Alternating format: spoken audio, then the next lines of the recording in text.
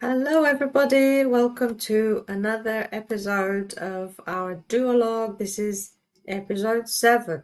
Hello, Chris. Right. So today's topic is about retirement. And we called it, Are You Ready for Retirement? Or Ready for Retirement? Because it requires some thinking, I think, and requires some unpicking. When you say ready for retirement, most people think, oh, that's old people and they're stopping working and they're just looking after the grandkids or doing old people stuff, playing dominoes or crib or something. What is retirement? And it's basically changed throughout the years. And when I used to get told, I did get approached by people who want you to obviously take out a pension or something. Well, what are you going to do for your retirement? Well, I'm not planning on retiring. And they go, what? I say, well, I like what I do. Why would I want to stop it? Why would I want to stop doing what I like doing? That didn't seem It sensible to me. seems like it was a thing made up for the times of the Industrial Revolution when people used to go to factories, worked there a lot, got very Right. tired and worn out, and they needed to stop Yeah. eventually. And that's how retirement came to be, So probably. I you don't know, know. over the years, it's kind of changed how people see it. I don't know about what happened in Bulgaria, but listening to you sometimes when you're talking about your mum and dad, actually the pension is everything. They're very keen on it. If somebody is in my case, decided to not be in a government position with no pension now anymore, I quit my prospects for pension or a good one, good level of pension, then they are a bit scared for my future because they think that this is, as long as I have my pension, I'm okay. Because actually looking at how they have their own place to live, so they don't pay any mortgages or rents or anything like that. And their pension seems to be enough to provide them with a reasonable level of life. So that was the idea of it, and I think for their age group, yeah, okay, We're talking 75, 80 years old like people, yeah. it's doing its job, isn't it? It's doing the job that was sold to them. Was, well, if you do this for long enough, you're going to be able to get a higher percentage of your salary paid to you, even though you're not working. And I think that as an idea and as a concept is a good idea. It's a Like, solid one, yeah. yeah, it's a solid one. But the world is changing, and the age in which you can retire is going up. So Growing up, yeah. it used to be 60 for women and 65 for men. Now it's 60, 65 for both, but now it's 66. And in 2026, it's going up to 67. And that's the age in which you can draw your pension. And it's, oh, okay, so people are living longer and they're more able. And certainly with boomer generation, they tended to look after themselves reasonably well. And there's a lot of them who are retiring. And the problem is now is that there's a huge number of people. In fact, it's one of the largest group, is the biggest, and there's lots of people retired. And what happens there is that there's less people working and able to contribute to the pension, so they can keep paying out. My impression of pensions was that you work and some of your money is taken away from you and it's put out somewhere in a pot waiting for you, that when you stop working, now you start taking from this pot like a savings account. Turns out though it wasn't like that. And actually this is where we're taking this to now to the next step, where it's the government and its problems with pensions, because it doesn't go into a pot like a savings account like I had the idea it was. It's the people who are working currently are paying for the pensions of the ones who are not working. Now it's basically a future commitment by the government to pay out that money, and they have to collect it from somewhere. They have to get it. It's a commitment. Let's say it's 500 billion. It's 500 billion that they're paying out, and they know they've got that commitment and they've got to pay it. So that's part of the government's needs, is to get that money, regardless of where it comes from. It might come from some of the people working. They may contribute half of it, but the rest of it's got to come from somewhere else, some other tax. If you're 66 by the 6th of May, then you can start to claim your pension. If not, it goes up a year, so you have to wait till you're 67. And my sister is 8 days, 8 days outside. I don't know whether she knows, but Anyway, She probably does because she's yeah, switched on these types yeah. of But topics. anyway, and I've been doing battle with a pension company, and the trouble is with pensions, right? The trouble is you take them out as a part of your employment, and each employer starts a pension scheme for you, and you pay and you contribute into it. But the more you move around, the more of these things you collect, but you can't keep track of them. You don't. Well, you can, but people don't. And then when you get near your retirement age, trying to find these things it's very difficult. And yet, if you don't find them, who gets the money? It just goes into a big pot. Again, like you say, it goes into a pot of unclaimed pensions, which I suspect over time just gets put into the mix. When I was looking to pay into a pension, or wasn't, but people were asking me, it was like, well, I need that money right now. What happens if I create a successful business and then I don't need a pension, do I? Because I've got a successful business and I'm going to be able to pay myself enough into retirement and sell it, and there's going to be enough money in the end for me to not need a pension. And I never really expected to be able to need a pension. But actually, I did actually contribute to a few pensions and actually been living off that to a certain extent. And I've been quite fortunate that I had them. Because it worked out okay because I had them, and I was able to, I don't know what age I retired now, maybe 55, 66, 57. I don't know, but I didn't retire. I stopped doing what I was doing and started doing something else.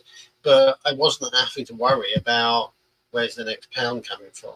It was fortuitous, but it was never the plan. I didn't really plan it, but it just happened to be there. And when I asked a financial advisor because I'm not a financial advisor, to scour around and try and collect these pots, she managed to dig up quite a few. Then that was the game. But the problem is now is the government can't afford the pension for this massive generation of baby boomers. You just can't afford it. It's too big. It's massive. And the other thing is that people are living longer. So not only do they have to pay it, but they have to pay it for longer. And it's becoming a major issue. And, that's why they're raising the age. In a few years, 10 years, it might be 70 because people are living longer and they're more healthy. They're more, okay, so it's less cost to the health service because they're living longer and they're healthy. But it's still a drain on society and these people, and people will probably end up working part-time or doing other kind of jobs or whatever, online or whatever, for much longer. And then that's another problem because it means that the younger people can't get the jobs. So there's not an easy solution to it, not really. And then you've got robotics and AI coming. That's going to take jobs. So you can see how universal basic income, where people just get £1,000 a month for staying out of work, really, or just doing what they want and enjoying themselves and living and just spending the money. Because actually, all the government needs is for you to spend the money you get given every month. If you do that, then your commitment to them is, well, you're spending £1,000 a month. That's good for the economy. So all the money they put out, they get back.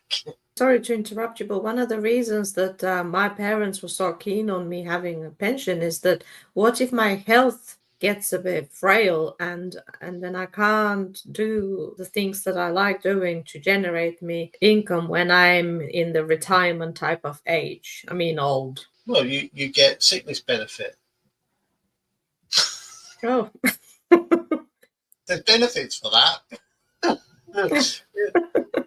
So, okay, maybe in Bulgaria they haven't got the same setup with the NHS, but here it seems like we're moving towards a society where the expectation is that you'll spend the money that you're given and keep the wheels going round.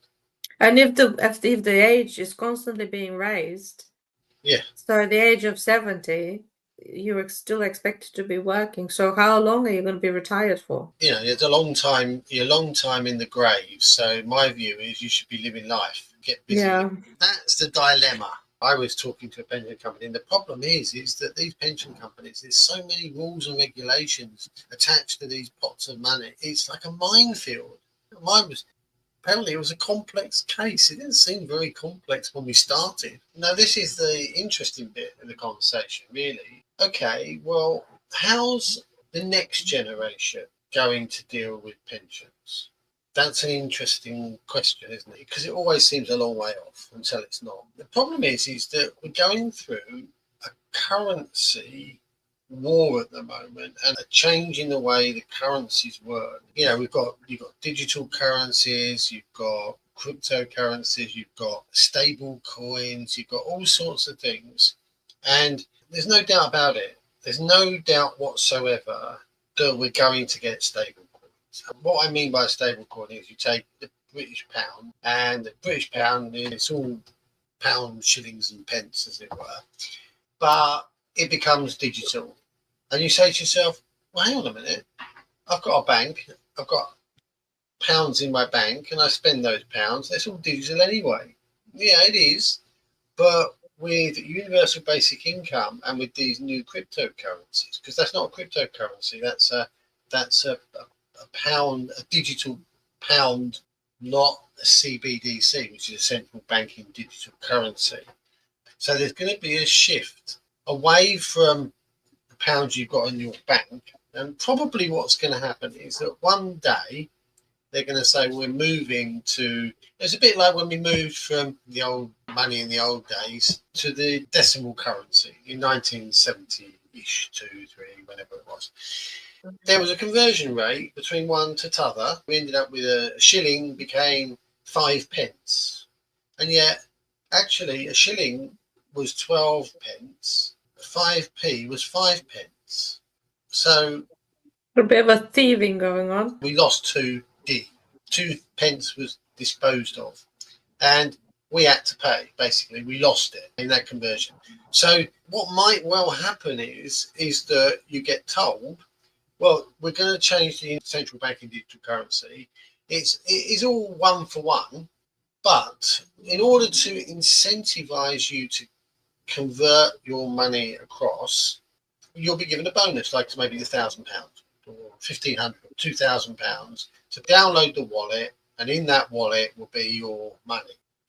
They'll probably take the guaranteed sum of money that you get, you can save in a bank, which is 85 grand, and they'll basically transfer that up to 85,000 across to the new CBDC, and no problem. So it's in your wallet, and you've got the same money you have got. So if you had 40,000, the 40,000 would be in there. Anything above 85,000, then they might say, well, we won't convert that, but you'll get a promise to pay that balance out to you in the future, no specified date.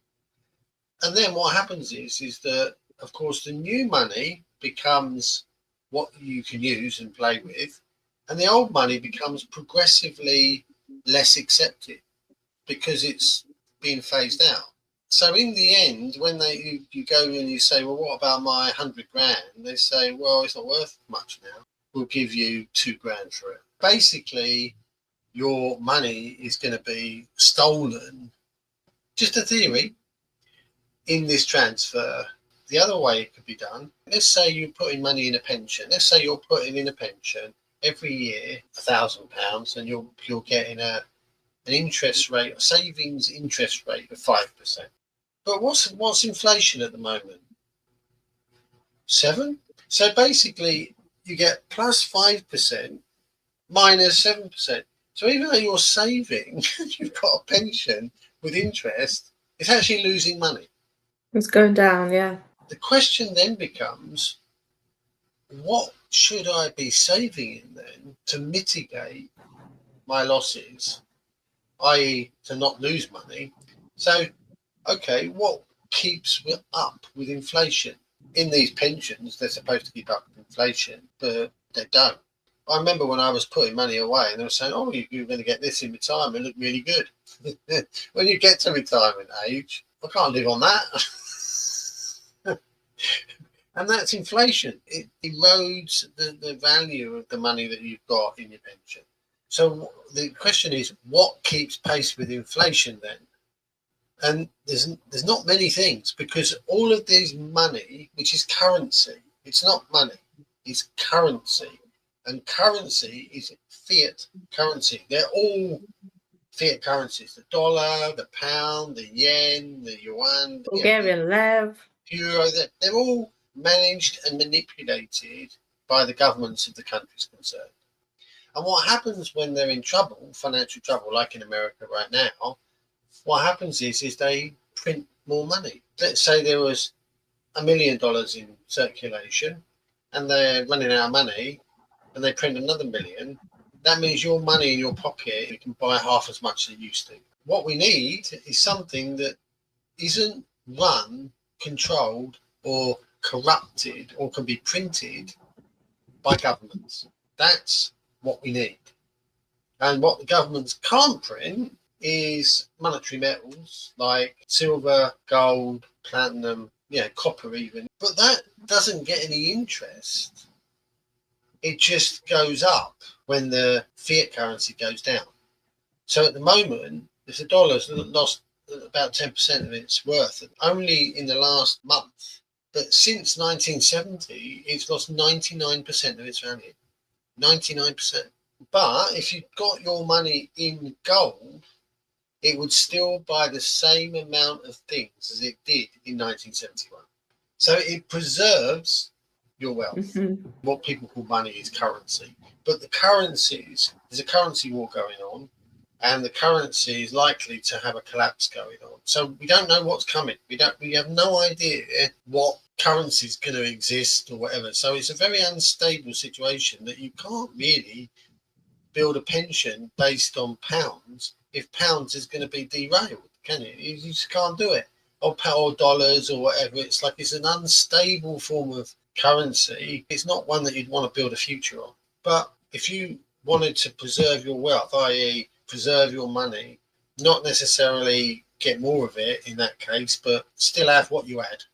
If you've got money and you want to make sure that you keep it, then gold and silver is a good place to put it, because it will still be worth that in 10 years' time. Just to say, we're not financial advisors. Yeah, we're not advising. We're this just is sharing stuff common sense. Yeah, this is just stuff that I've learned going through the machinations of trying to sort myself out. And then, but there is one asset.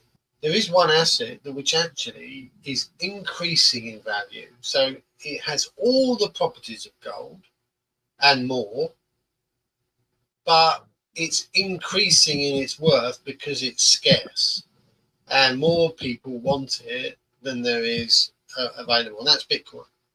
If you haven't heard of it, or you have, but you don't know what it is, then it's a good idea to get up to speed with it, because Bitcoin will increase in value. So let's say if you put, it's worth 100,000 now, pretty much, but it's probably going to be worth 500,000 in 5 years. And if it is worth 500,000 in 5 years, if it is worth 500,000 in 5 years, then inflation will probably have gone up. Let's say it's gone up 50%. That's gone up 500%.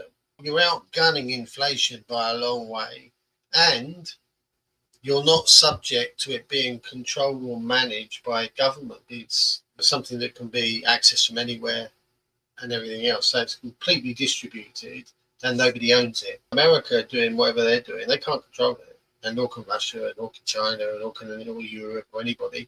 So basically, if you have it, it may well be the solution. It might be the replacement for the global reserve currency of dollars in about 10 years' time. It might be it gets to the point where you can go to a shop and you can spend your sats. There's 100 million sats in a Bitcoin. So you can go in and buy a coffee and spend your sats, like 1, 2 sats or whatever, to buy a coffee. So it's completely divisible, which means that as the world population becomes accepting of it, there's plenty of scope for it to go up in value, and it's basically available. You can go and buy it. So if I was starting now, if I was like say 20, I'd be buying whatever I could afford in sats every week, and that would be my savings. That would be your pension. That would be my pension, yeah. And that's what I would do. I'd just put it in there, and I wouldn't touch it, because 100 sats today's prices is 20 quid or something. It's not a lot, it's not even that probably. It's not a lot, but you could up it and then you can reduce it as it becomes more valuable. You just always put in the equivalent of whatever it is, of like 20 quid a week. 20 quid is how many sats? Well, today it's 1,000, but next year it might be 900. But you're still putting in the same amount of money into your pension pot. But that's the only way. And I think pension pots, if you take what I've been going through, which is finding out these pension pots, they've got to give a return to the person who's taking out the pension. Well, why wouldn't they put it in Bitcoin? Why wouldn't they invest your money in Bitcoin in their pension plan? And that means that they don't have to worry about whether it's making any profit or not. They can just say, well, you've now got this amount of Bitcoin. If Bitcoin does well, they do well. There's so much money in pension plans. You can imagine if those people that manage those pensions put even 5% of all the money under their management into Bitcoin, Bitcoin would go through the roof. They're now looking at doing that. But if you want to do it personally, then I think I personally would have done it. And I'm already sorted in this area. It would be definitely worth thinking about. And some people might ask the question here, well, how do you know that the Bitcoin price will be increasing? But that's probably a topic for another video. Well, yeah, but how do you know that the pound will still be here? That too. Bitcoin's a better option than the English pound or the American dollar, which has lost 99% of its value since 1970. You can trust that, or you can say, well, Bitcoin was established in 2009 and it was half a cent, and now it's worth $94,000 in 15 years. I think that's a better track record than the dollar and the pound. So which would you trust? It can't be inflated away by government spending too much and being corrupt and just printing more money at liberty whenever they want. Well, I'd sooner put my money in something which is rock solid, distributed technology, and no one owns, and everybody trusts. And like if Russia wanted to send like 5 million or 50 billion to America, or get America to send 50 billion to them, what currency would they trust? Well, they can trust Bitcoin.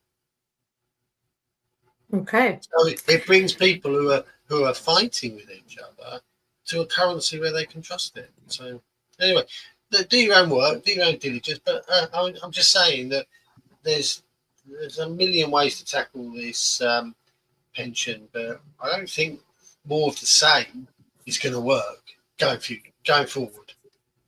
Yeah. Okay. So that's what our experience has been. Yeah, that's my experience. Me observing Chris's struggles with a pension company, and my experience of what my parents have been telling me as well. So, but let us know what do you think about these pensions? Are you having a good future prospects with it? Let us know in the comments, and do subscribe, because it will make us happy. It's a difficult subject for people to entertain these days, because what do you do? What do you do? Okay. Yeah, so today was ready for retirement, today's topic, and see you on another episode. If you subscribe and you hit the bell button, you will know that we've uploaded it. Bye. Bye for now.